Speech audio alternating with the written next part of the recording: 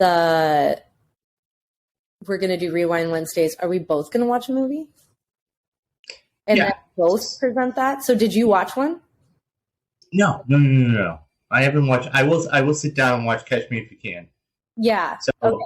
I think we should, wait to do a rewind until you watch that. Well, you've already done Steve Jobs. I have watched Steve Jobs. Yeah. So we'll do So I figured we could do that one. I'll sit down and watch Catch Me If You Can. And good afternoon, everybody. And welcome. Thank you. Hey, we're Jinx.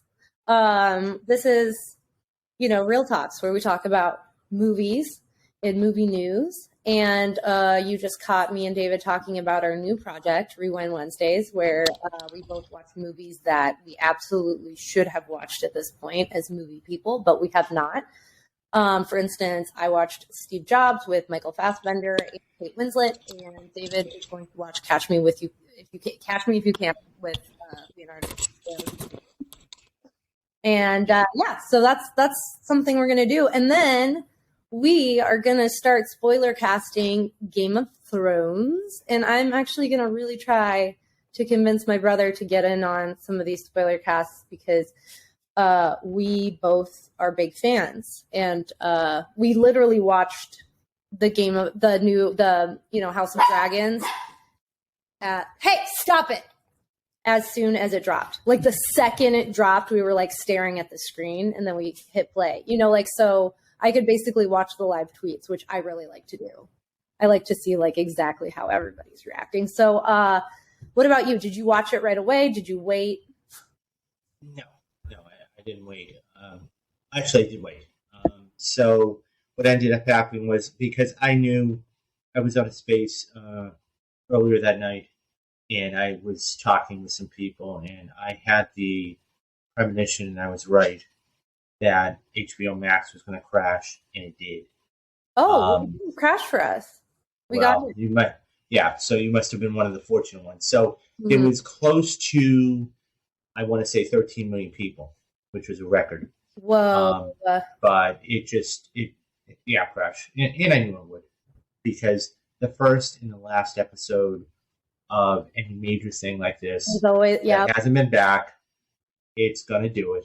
And I'm kind of shocked they didn't prepare for this. But nonetheless, so I ended up watching it 24 hours later. And so, I mean, it wasn't any problems, but I figured, I knew this was going to happen. So it was going to be customary.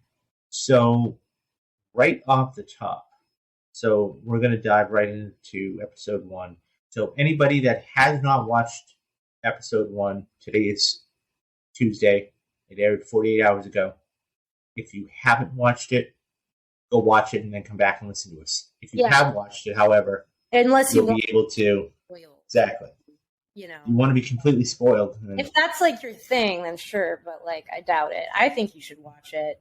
You're being forewarned. Yeah. So, first reactions. Okay. First reaction. As a whole, I was, I really, really liked it. Like, I'm not going to be like, oh, I was blown away. Like, no, but at the same time, I didn't want to be blown away necessarily, because I think there's something about like the expectation being set way too high. To me, they just exceeded my expectations because I was trying really hard not to get my hopes up. But quite frankly, I did have my hopes up, whether I wanted to or not, because it's, GOT related, and we all have very high expectations at this point, despite the train wreck of the last season. And I remember you saying, David, that you are hoping and kind of thinking that this is going to kind of be like the Band-Aid over the last, and it's a limited series. It's 10 episodes. That's it. Then she's done. I kind of hope, although I know they won't, I hope they do like some sort of like limited series for a couple of the houses. I would love to know backgrounds on like the Starks and the Lannisters, those ones mainly actually. But so first impression, really good. I'm super excited. What about you? Yeah, No, I thought the first opening 5 minutes was, I think the biggest thing was anybody who had watched the full series for 8 years was not only committed, but they were, the one thing they wanted to see was the dragons, right? I mean, so you waited almost 6 years in the series to finally get your first glimpse at a dragon. And then when it came out, the first couple of the first couple of whatchamacallit, the first couple of times you were blown away. And then season 7 and 8 was just, so much as bad as they were. You saw the dragons, and this is all about it. Yeah. And so right, they said that they didn't, win the throne, basically, like the dragons did. Like the dragons, the reason we're in charge right now. Also, I feel like, okay, so you said the first how much time? Like the first 5 or whatever minutes? Oh, I think it was the first 6 seasons. Oh. First 5 or 6 seasons. So, I mean, it's one of those things where I think that people wanted to see it. So the first 5 minutes was whatchamacallit. It was everybody wanted to, that's what everybody wanted to see in the first 5 minutes. So when she steps off the dragon, it was like, okay. And so I just think that from the very get-go, this is what they wanted to open it up with a home run, right? Right. And so, yeah. So they wanted to open it up with a home run and do that. I think they did that, and you established everything. It was, overall, it was good for a pilot episode. Mm-hmm. You established everybody. They established, yeah. Yeah. And so, I mean, it had all the things that Game of Thrones has come to know for, sex and debauchery and violence and this absolute callous people, absolute actual good people. I have to say though, speaking of the first 5 minutes, there is one trope that I feel like just made me kind of laugh because I feel like it's used so many times, and it's this whole girl princess that sneaks out and rides the horse or the dragon in this case and comes back, and someone's like, well, good thing you didn't get hurt, and she's like, I'd rather be riding my horse or dragon. And then later at some point she established that she'd rather be in battle than bear children, and it's just honestly, it's been used so many times at this point that I'm it's not a breakthrough thing anymore to have a girl that doesn't want to stay inside and be prim and proper. It would have almost been more breakthrough, in my opinion, to have a girly girl in this case, somebody that actually kind of liked palace life in some ways, maybe sort of enjoyed the royaltiness of it all instead of the whole yeah, I'm a tomboy, blah blah blah. I don't know. I thought that was a little unimaginative, but I also understand why. It was just kind of eye roll. So many movies like this. When you see who she is, Emilia Clarke, in the series, and then you see her as a younger person, then you understand why they went that way. It's kind of I'll be honest with you. It's like the Obi-Wan Kenobi series. Okay, the Princess Leia, when we meet her in Star Wars, she's very gung ho. She's very, forward thinking and everything else, and aggressive and everything else. So when we meet her in Obi-Wan Kenobi, it's the same. This is the same thing. So she's been raised by politicians, and that's going to be there. Yeah, but I think there is also something to be said about a female character who is strong, who has ideas, and is an actual person who could also literally be a girly girl. I mean,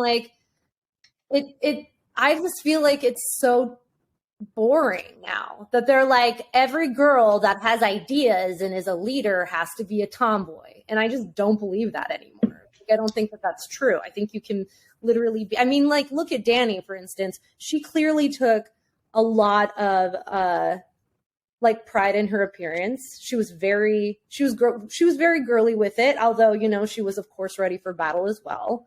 But like, I don't know. I just feel like the whole women can wear pants, you know, like it's like, okay, yeah, we know.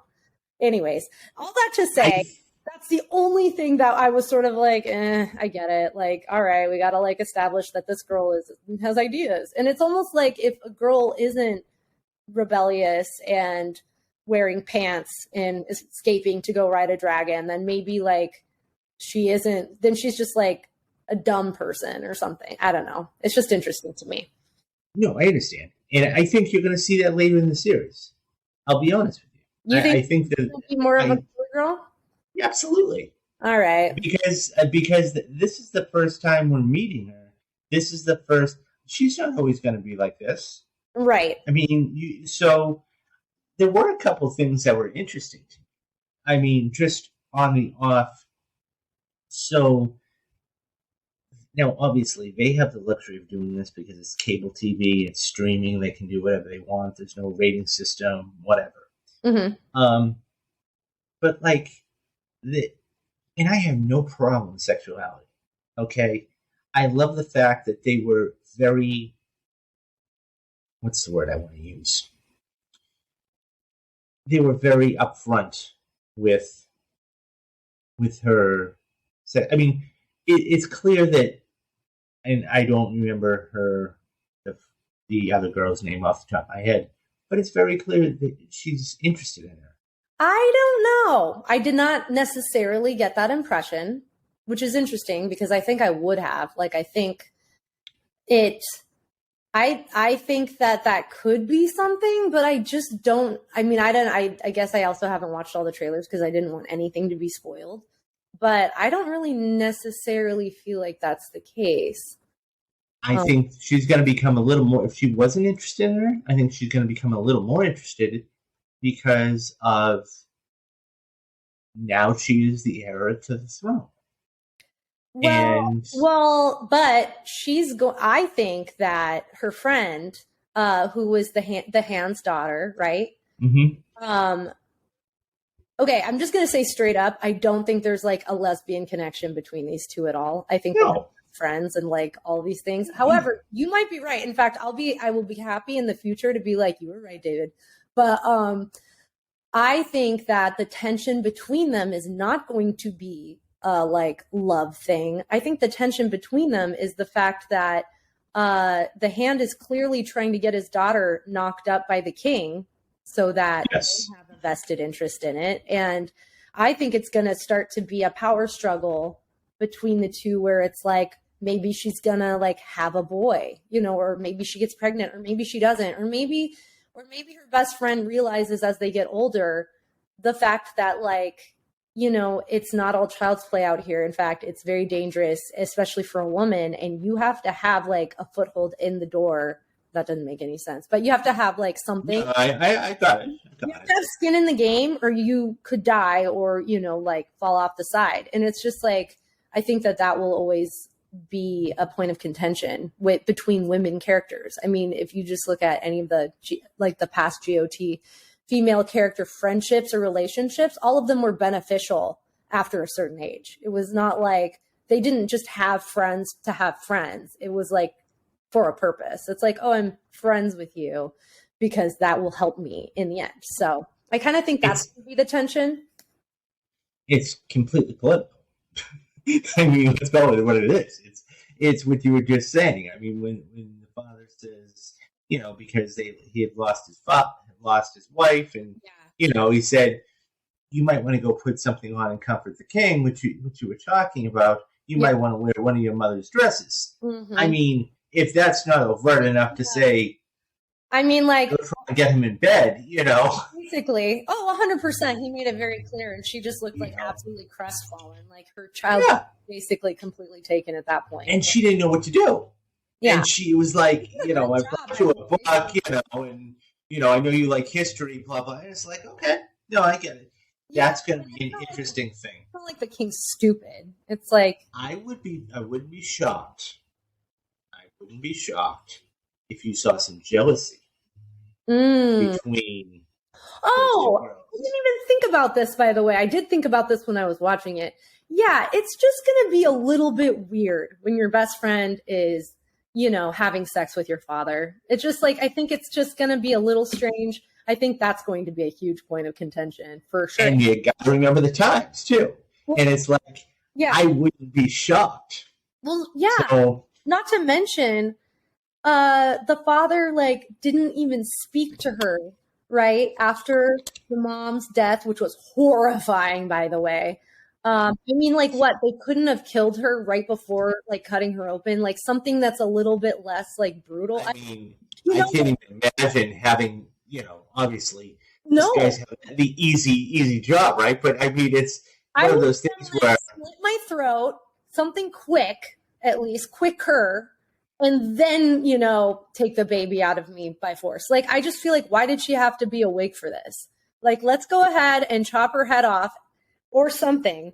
And something because I just don't understand why she needed to be alive. I get it. The whole, the baby stays alive if the mom's alive, but they were just going to take the baby right out anyway. And then of course the fact that the baby didn't even survive and is the 2-for-1 death. That was a great shot, by the way. There were a couple of shots I honed in on immediately. Mm-hmm. One of the shots was one of the first times they were in the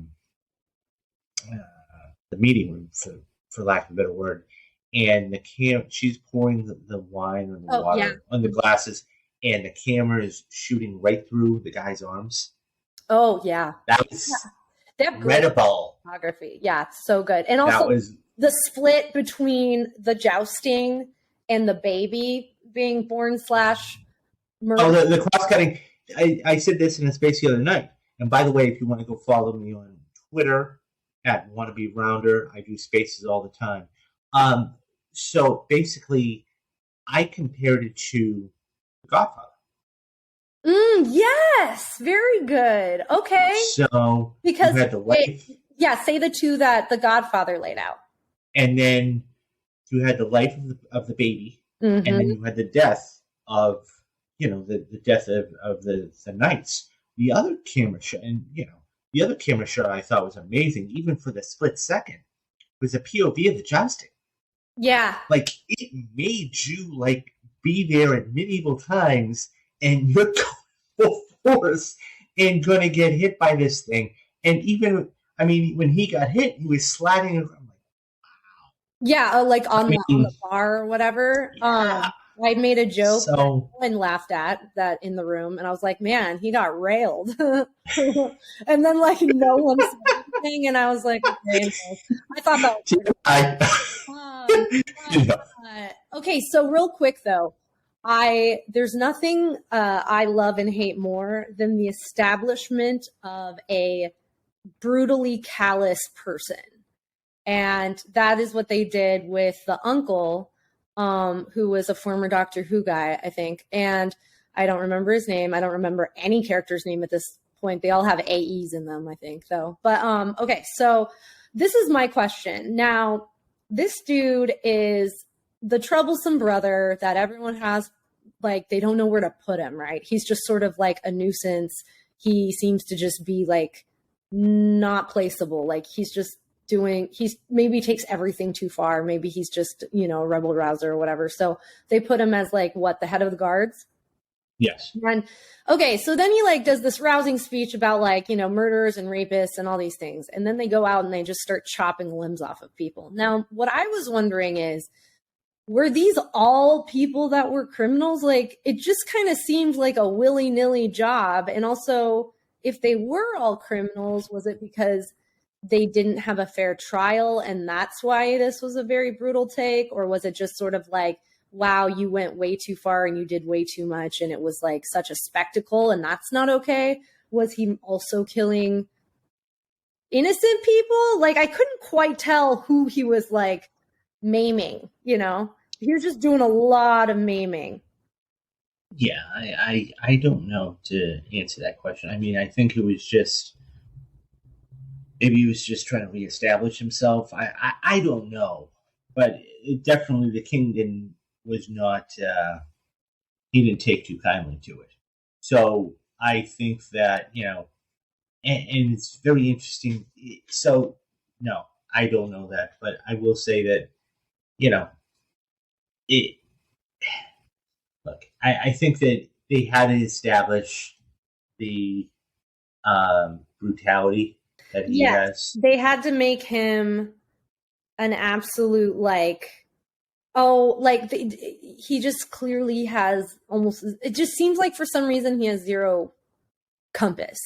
It's like everything he does is 110% in his direction, whatever he is wanting to do. Now, this makes us, of course, makes me, anyways, nervous anytime he is doing anything where weapons are involved. For instance, I fully expected him to turn around and murder the guy that basically beat him at jousting. I thought he was going to pull a really cheap trick or whatever, or even just straight up kill him, because what's anyone going to do about that besides say that he's a sore loser? That's it. He could do anything he wants. And that's another thing, by the way. It's really funny because I'm for some reason in the Game of Thrones world, I was still shocked that there didn't seem to be any rules for jousting. I'm over here wait, you can just throw your stick at the horse? No, that's not fair. I'm what is this, not a gentleman's game? And then I kind of remembered what world we were in. And I'm oh, okay, I guess there isn't any rules. But it was also interesting, by the way, that they kept showing our little leading lady amused by most of this. She seemed to be all on board. Anything her uncle was doing was totally fine. That's just how they are. And she seems totally cool with it. And that was interesting because I was kind of expecting her to be maybe a little concerned for the other people, show some kind of oh, she's different. She's, she's morally, a different person than her uncle. She is a better person. But really, she's just another person there that's yeah, jousting. This is fun. So I thought that was interesting. And then also I thought it was such a needling at the hand. By the way, the hand is always just the hand of the throne, the hand of the king is always such a risky spot to be in. There's always somebody that's hating you and you're just absolutely the first person to go that will be replaced by somebody that wants it more. But when he gave his daughter or wanted his daughter's, the hand of the king's daughter's favor or whatever, I was oh, that's such a bitch move, because and this is what makes me feel I feel maybe the hand's daughter is more of a heterosexual person, is that she seemed really oh, yeah. And then she caught her dad's eye and she's oh, I shouldn't be so excited about this, or whatever.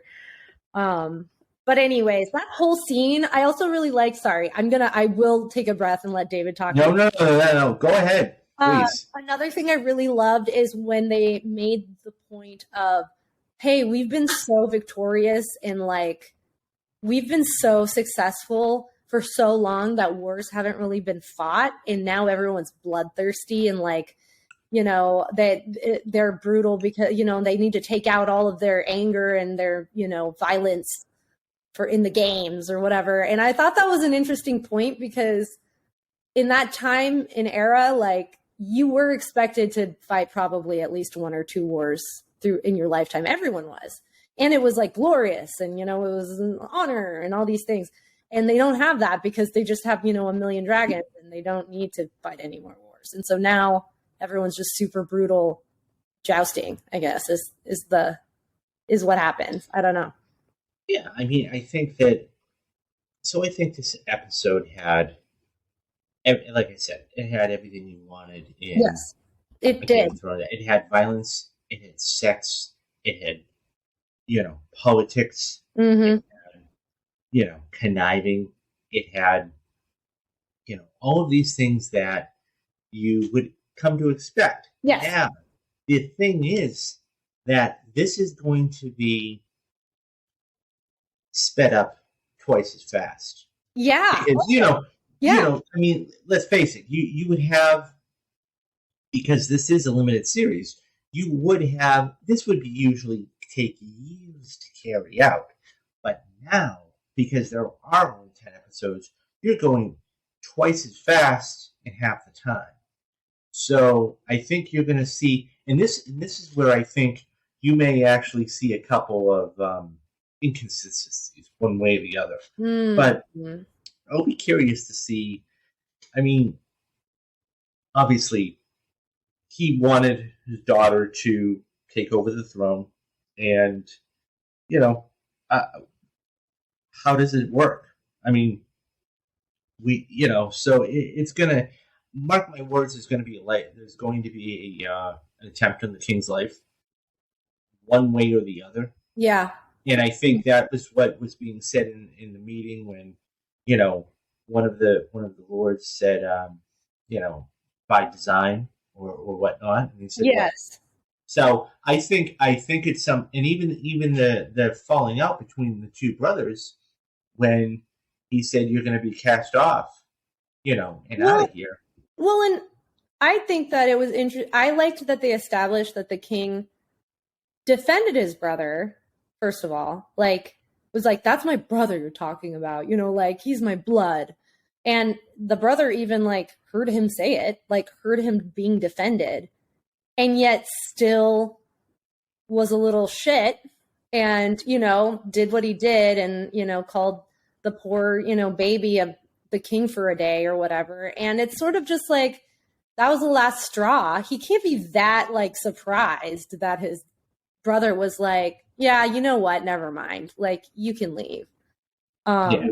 But I mean, that just primes it for, okay, but I'm going to, kill you because then I get to be king, type of a thing. Yeah.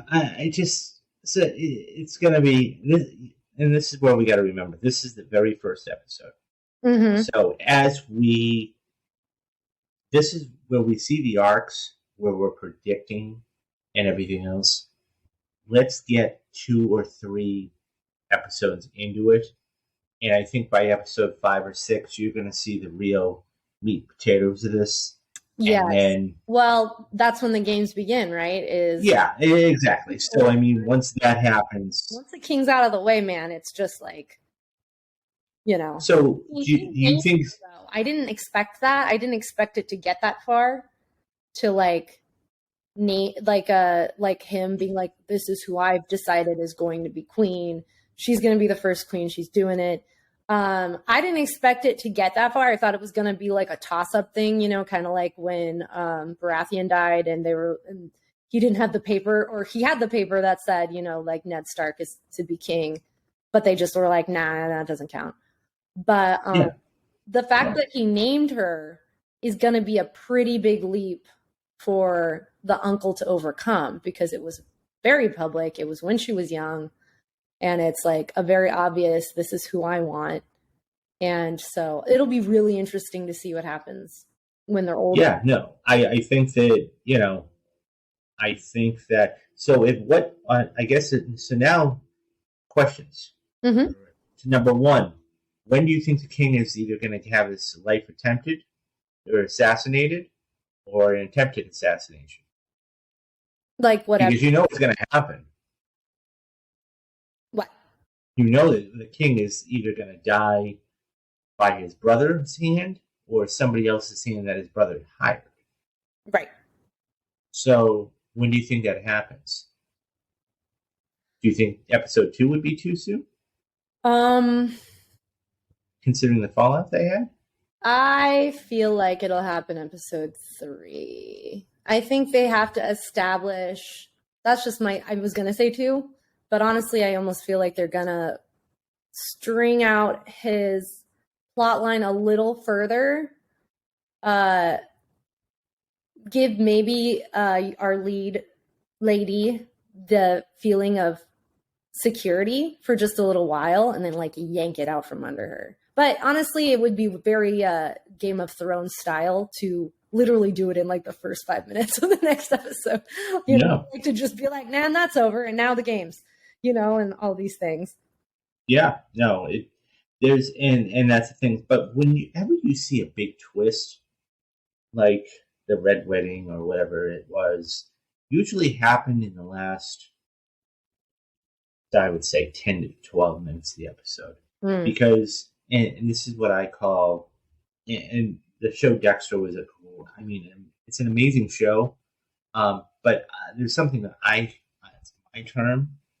It's what's known as, I call it an oh shit thing, an oh shit moment. Yeah. They really went and did this, like, completely out of the blue. And so you put it in the last 5 or 7 minutes of the episode and go, oh shit, they really did that. Yeah. And so that's going to set you up and hook you for the next episode. Yeah. So this one is just the beginning. I think that you're going to see, there's going to be one of those moments in either this upcoming episode or the one after that. Mm-hmm. One of the, or a few of them. There has to be. Because otherwise, you can't continue to do that and still keep viewership. I would suggest that the viewers, it's not going to go up. It's probably going to maintain what it is, around 10 million people, until the major thing that happens, okay, whether it's the king dying or whatever it is, and the last episode. Yeah. I wouldn't be shocked if you, mark my words, 10 weeks from now, that app is going to crash again. Well, yeah, because the last exactly. So it's going to crash, and it's probably going to be like, I don't know, if 10 minutes, I would say probably 15 or 20 million. Because here's the thing, like the last season, those numbers went up and up and up. Yes. And up for every season. It doesn't matter how poor the season was. Up and up. Every single episode. It went up even like because it was poor. You know, like it was one of those things where people kept hearing and they're like, they probably wanted to know. Yeah. You know, it's kind of like how Euphoria's second season like skyrocketed, and people were even watching the second season without watching the first season because they kept hearing that everyone was watching it and they wanted to know what was happening or whatever. Anyways. Yeah. What do you think about, okay, so remember in the beginning when they were like, there's not a clear heir, so we're going to have to choose, you know, with the scroll or whatever, you know, either it's going to be this lady over here or this dude over here, and it was this dude over here, aka like our you know, the current king. What do you think the almost queen, like the role she's going to play? Because they have established her. She's not just a super B-roll character. They've made her a very obvious, like, so she's gonna have something going on. Like there's gonna be something. She is like what, third in line at this point. So I don't know what her plan is or who she's gonna back, but I'm trying to figure out maybe what her main, like the purpose of her being in the series is. Yeah, I don't know. I mean, it's I don't know. I mean, it's one of those things. I think we really need, in all honesty, though, I think we really do need 2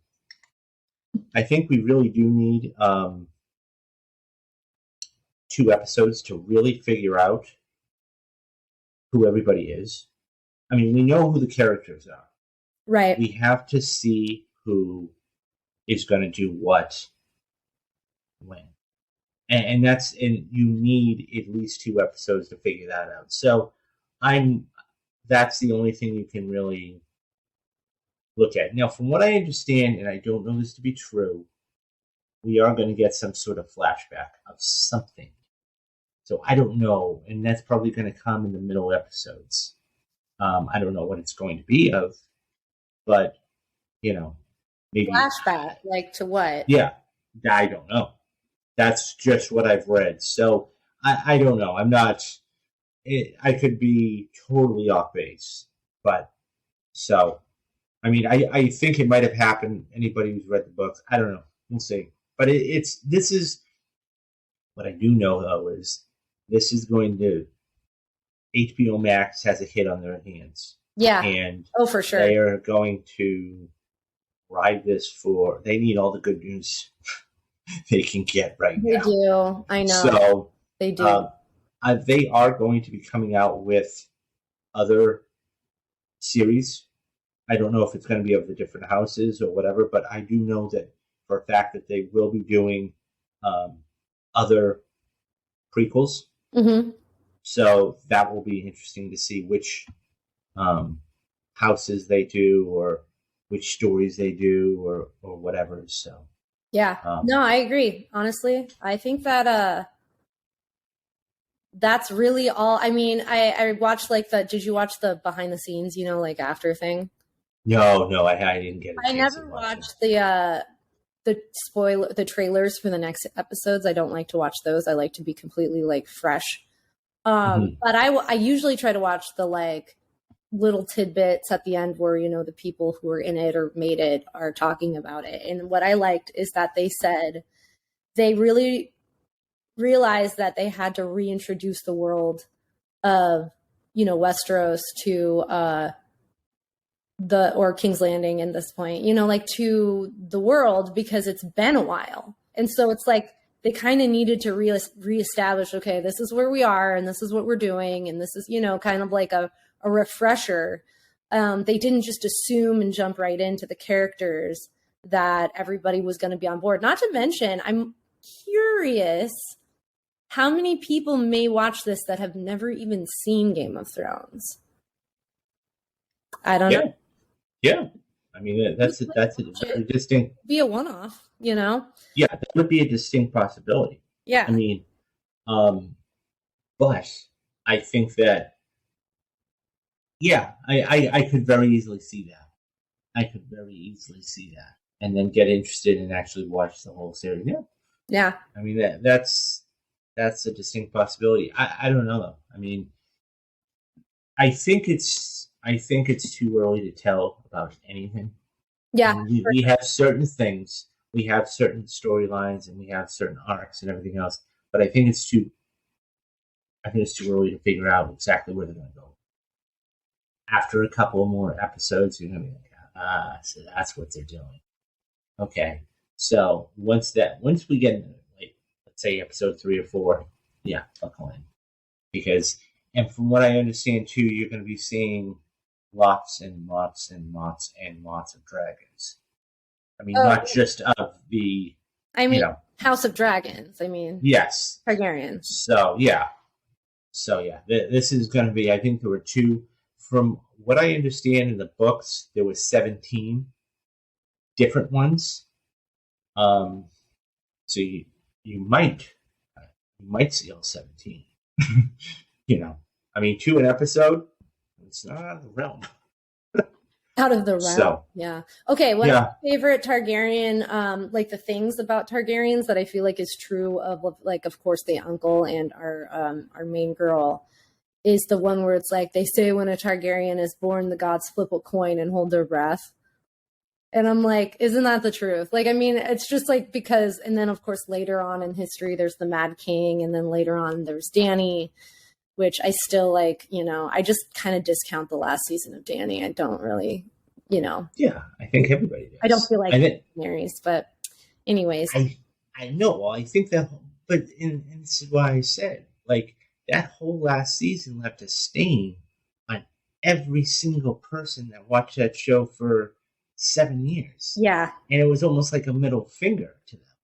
And it's like, even The Sopranos. I've never seen The Sopranos in my life. I really want to. Okay, but I've watched the last episode. And I remember, how it ended. But that was one of those shows that at least you got something out of it, even at the end. And it was more of a, an imaginative ending. At the time, people were like, oh my God, they ended it like that? Yeah. But 10 years later, people were like, damn, that was really imaginative. That was really good. Because you can make up any ending you wanted. So, I think that being said, this, and I said before, it's going to be like a Band-Aid. And so this has got to be not twice as good, but as good, if not better, than season 7 or whatever your favorite season was. Because then you're going to go, and that's going to get you back interested in it again. Mm-hmm. So, it's a wait and see type of thing with this. And right. The ratings we've expressed our predictions and what we think is going to happen maybe. And so we're going to see if we're right. But I kind of feel like that's about it. And I feel like I'm excited for episode 2 because like you said, I think that like, they had to like set the scene, and now we're going to establish everybody's like role in the debacle that's just likely going to happen, the conflict. So yeah, I'm excited, but we're off to a great start, everybody. Yeah, so stay tuned. We are going to be doing, so what we're going to do is, instead of doing weekly podcasts for the next 10 weeks, we've decided that we're going to do spoiler casts of each and every episode. So this is what you're going to be getting on Tuesday. Don't worry, you're still going to be getting the roundup on the weekend. So, but yeah, until this happens, and then by that time, maybe the theaters will have actually recovered somewhat. Right. I was flipping a coin today between a couple different topics. One of them was this, but being this was the large thing out there. The other thing I was thinking about doing was talking about how streaming services have basically taken away movies from the movie theaters that could very easily have been put in theaters and making money for them. Like I read an article by Scott Mendelson, and if you want to go back and actually listen to that one podcast, you can. We talk about the roundup of San Diego Comic-Con, but he talked about how these movie theaters were, quote, starving, and they're starving because of the content. Mm-hmm. There's nothing out there. That's like Bodies just opened. I mean, I did want to watch that. Yeah. So, I mean, but this movie is not of like major consequence to anybody. This is a small little movie that, I mean, the next major thing that's going to be coming out in a couple of weeks is the re-release of Avatar.